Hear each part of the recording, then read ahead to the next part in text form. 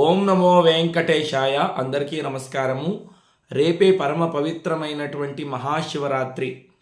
రేపు ఏ సమయంలో పరమేశ్వరుణ్ణి పూజించాలి, ఆరాధించాలి, రేపు ఏ ఏ విధి విధానాల్ని పాటించాలి, రేపు మనము పరమేశ్వరుణ్ణి ఎలా ఆరాధిస్తే ఆయన సంపూర్ణమైన అనుగ్రహము మనకు మన కుటుంబ సభ్యులకు కలుగుతుందో ఈ వీడియోలో చక్కగా తెలుసుకుందాం. కొంతమంది కామెంట్స్ ద్వారా అడుగుతున్నారు, ఇంతకుముందు ఎప్పుడూ కూడా మేము శివరాత్రి రోజు పరమేశ్వరుణ్ణి పూజించలేదు, ఉపవాసము జాగరణ ఇవేవీ చేయలేదు, ఈ సంవత్సరం చేయాలనుకుంటున్నాము, చేయవచ్చా అంటే నిరభ్యంతరంగా చేయవచ్చండి. బ్రాహ్మణ, క్షత్రియ, వైశ్య, శూద్రులు అనబడే చాతుర్వర్ణముల వారు పరమేశ్వరుణ్ణి పూజించవచ్చు. ఏ కులం వారైనా ఏ మతం వారైనా కూడా శివరాత్రి రోజు పరమేశ్వరుణ్ణి పూజించి ఆరాధించవచ్చు. ఎందుకంటే వాగర్ధావివ సంతర్తౌ వాగర్ధ ప్రతివర్తయే జగతః పితరౌ వందే పార్వతీ పరమేశ్వరౌ. ఈ జగత్తుకు తల్లిదండ్రులు పార్వతీ పరమేశ్వరులు. మనమందరము కూడా ఆ స్వామి బిడ్డలమే కదా. కాబట్టి మనమందరము కూడా శివరాత్రి రోజు పార్వతీ పరమేశ్వరుల్ని పూజించవచ్చు. ఇంట్లో శివలింగం ఉందనుకోండి, చక్కగా ఆ శివలింగానికి పూజ చేసుకోండి. శివలింగం లేదనుకోండి, పార్వతీ పరమేశ్వరుల ఫోటో ఉంటే ఆ ఫోటోకైనా పూజ చేసుకోండి. లేకపోతే మట్టితో ఒక చిన్న శివలింగాన్ని తయారు చేసుకొని ఆ శివలింగానికి శివరాత్రి రోజు పూజ చేసుకోండి. మరుసటి రోజు కావచ్చు, లేకపోతే ఆ మరుసటి రోజు కావచ్చు, ఆ శివలింగాన్ని పూజా సామాగ్రిని అంతా కూడా తీసుకుని వెళ్ళి ఎక్కడైనా నిమజ్జనం చేసేసేయండి. చెరువులోనో బావిలోనో నిమజ్జనం చేసేస్తే పరమేశ్వరుడి అనుగ్రహం కలుగుతుంది. శివరాత్రి రోజు పరమేశ్వరుణ్ణి ఏ సమయంలో ఆరాధించాలి అంటే, మనం ప్రాతకాలంలో ఉదయం నిద్రలేచి ఇల్లు వాకిలి శుభ్రం చేసుకుని స్నానం చేస్తాం కదా, అప్పుడే పూజ గదిలో ఒక పీట మీద కూర్చొని పరమేశ్వరుణ్ణి పూజించుట చాలా మంచిది. కానీ ప్రదోష సమయంలో అంటే సాయంకాలం వేళలో శివ పూజ చేస్తే 1000 రెట్లు ఫలితం ఎక్కువ ఉంటుంది. కాబట్టి ఉదయము సాయంత్రము 2 పూటలా కూడా పరమేశ్వరుణ్ణి పూజించండి. కుదిరినటువంటి వాళ్ళు ఉదయం కావచ్చు, లేకపోతే సాయంత్రం కావచ్చు, ఏదో ఒక సమయంలో పూజ చేసుకోండి. శివరాత్రి రోజు పరమేశ్వరుణ్ణి పూజించడము, ఆరాధించడం మాత్రం అస్సలు మర్చిపోకండి. ఎందుకంటే శివుని ఆజ్ఞ లేనిదే చీమైనా కుట్టదు. ఈ ప్రపంచంలో మన జీవితంలో ఏ సంఘటన జరగాలన్నా, మనకు మంచి జరగాలన్నా, చెడు జరగాలన్నా అంతా కూడా శివయ్య ఆజ్ఞ ప్రకారమే ఉంటుంది. ఆయన అనుగ్రహం మన మీద, మన కుటుంబ సభ్యుల మీద ఉందనుకోండి, ఇక మనకు జీవితంలో ఎటువంటి లోటు కూడా ఉండదు. ఇక శివరాత్రి రోజు పూజ ఏ విధంగా చేయాలి అంటే, ప్రాతకాలంలోనే నిద్ర లేవాలండి. బారుడు పొద్దెక్కే వరకు అస్సలు పడుకోకూడదు. కుటుంబ సభ్యులందరూ కూడా నిద్రలేచి చక్కగా ఇల్లు వాకిలి శుభ్రం చేసుకొని, కుదిరితే ఇంటికి ఒక తోరణం కట్టుకోండి. ఇంటి ముందర పేడతో అలికి ముగ్గులు పెట్టాలి. అలకడానికి పేడ లేనటువంటి వాళ్ళు కళ్యాబి చెల్లైనా ముగ్గు పెట్టవచ్చు. కానీ చాలామంది ఒక పెద్ద తప్పు చేస్తూ ఉంటారు. శివరాత్రి రోజు ఇంటి ముందర ముగ్గు పెట్టేటప్పుడు మహాశివరాత్రి కదా అని చెప్పి శివలింగాల ముగ్గు వేస్తూ ఉంటారు. పొరపాటును కూడా శివలింగాల ముగ్గు వేయకండి. ఎందుకంటే ఇంటి ముందర మనం ముగ్గు వేసినప్పుడు శివలింగాలు రాస్తాం. దాన్ని చాలామంది కాళ్ళతో తొక్కుతూ ఉంటారు. చిన్నపిల్లలైతే చెప్పు కాళ్ళతో కూడా తొక్కుతూ ఉంటారు. కుక్కలు, పిల్లులు ఆ ముగ్గు మీదే వచ్చి మలమూత్ర విసర్జన చేస్తూ ఉంటాయి. ఇదంతా కూడా మహాపాపం. శివరాత్రి రోజు మాత్రమే కాదు, అసలు ఎప్పుడూ కూడా ఇంటి ముందర శివలింగాల ముగ్గు వేయకూడదు. అష్టదళ పద్మం వేసుకోండి, లేకపోతే మామూలు ముగ్గు వేసుకోండి. ఈ విషయాన్ని బాగా గుర్తుపెట్టుకోండి. శివరాత్రి రోజు తప్పకుండా ప్రతి ఒక్కరూ తలస్నానం చేయాలా అంటే, తప్పకుండా తలస్నానం చేస్తే చాలా మంచిది.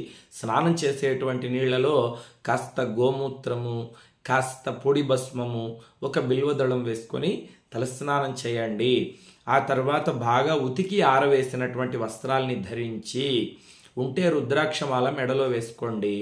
పురుషులైతే చక్కగా త్రిపుండ్రాలు పెట్టుకోండి. విభూతి తీసుకొని చక్కగా త్రిపుండ్రాలు పెట్టుకోండి. స్త్రీలైతే చక్కగా పసుపు కుంకుమలు ధరించి చేతి నిండా గాజులు వేసుకొని తల నిండా పూలు పెట్టుకొని చక్కగా శివ పూజ, శివారాధన చేయండి.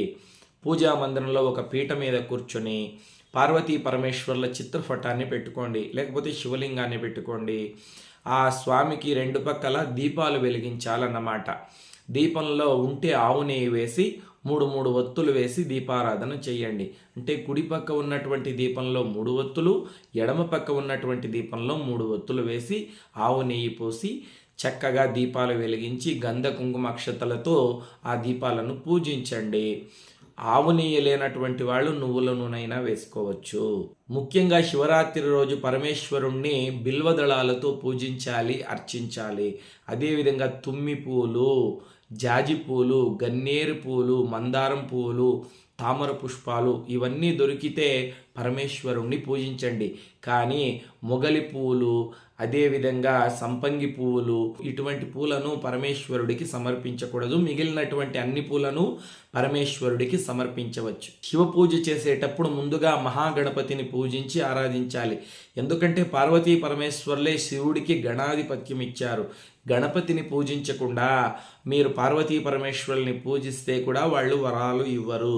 ముందుగా శుక్లాంబరధరం విష్ణుం శశివర్ణం చతుర్భుజం ప్రసన్నవదనం ధ్యాయేత్ సర్వ విఘ్నోపశాంతయే అగజానన పద్మార్కం గజానన మహర్నిశం అనేకదం తం భక్తానాం ఏకదం తముపాస్మహే అని మహాగణపతి శ్లోకాన్ని చెప్పుకొని గణపతికి కొన్ని పూలు సమర్పించి 2 ఖర్జూర పళ్ళు, ఒక చిన్న బెల్లం ముక్కో నైవేద్యం చేసి ఆ తర్వాత పార్వతీ పరమేశ్వర్ని పూజించండి. పార్వతీ పరమేశ్వర్ల చిత్రపటానికి కావచ్చు, శివలింగానికి కావచ్చు భస్మము, శ్రీగంధము, కుంకుమ సమర్పించి ఉంటే పూలహారం కూడా సమర్పించి ఆ పరమేశ్వరుణ్ణి మీకు వచ్చేటువంటి స్తోత్రాలతో పూజించుకోండి. లింగాష్టకము, బిల్వాష్టకము, చంద్రశేఖరాష్టకం చదువుకొని చక్కగా ధూపదీప నైవేద్యాల్ని సమర్పించండి.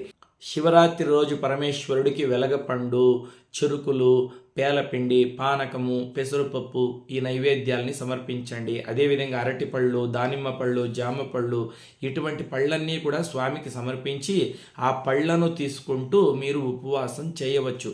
శివరాత్రి రోజు తప్పకుండా ప్రతి ఒక్కరూ ఉపవాసం చేయాలి అని చెబుతారు పెద్దలు. కానీ అనారోగ్య సమస్యలు ఉన్నటువంటి వాళ్ళు ఉపవాసం చేయకుండా ఉంటేనే మంచిది. 12 సంవత్సరాల లోపల ఉన్నటువంటి పిల్లలు, 60 సంవత్సరాలు పైబడినటువంటి వృద్ధులు అస్సలు ఉపవాసం చేయకుండా మామూలుగా ఆహారాన్ని స్వీకరించవచ్చు. మిగిలినటువంటి వాళ్ళందరూ కూడా తప్పకుండా ఉపవాసం చేయాలి. ముఖ్యంగా శివరాత్రి రోజు శివాలయానికి వెళ్ళి 11 ప్రదక్షిణలు చేయండి.